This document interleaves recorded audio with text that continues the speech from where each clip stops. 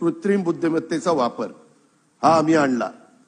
जयंतराव तुम्ही तिथे गेला होता ना पाहायला, ते आपण अर्थसंकल्पामध्ये घेतलेलं आहे। त्याच्यामध्ये त्याला 500 कोटी रुपयाची तरतूद केलेली आहे।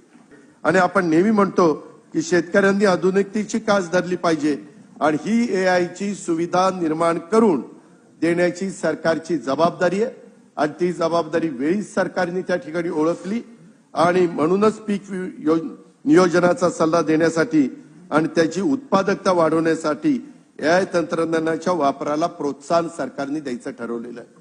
अध्यक्ष महोदय, मी विश्वासाने सांगतो की एआय तंत्रज्ञान येणाऱ्या काळात कृषी क्षेत्राला नवी संजीवनी त्या ठिकाणी देईल आणि त्यातून महाराष्ट्राचा शेतकरी हा निश्चितपणे त्या ठिकाणी समृद्ध होईल।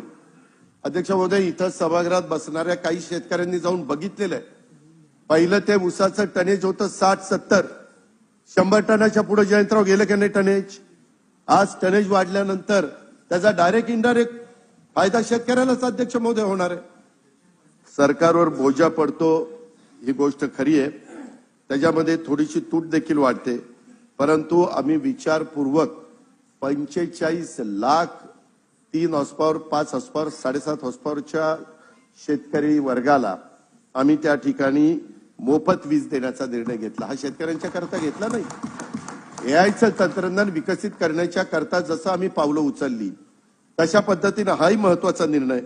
आपण याची आठवण त्या ठिकाणी ठेवली पाहिजे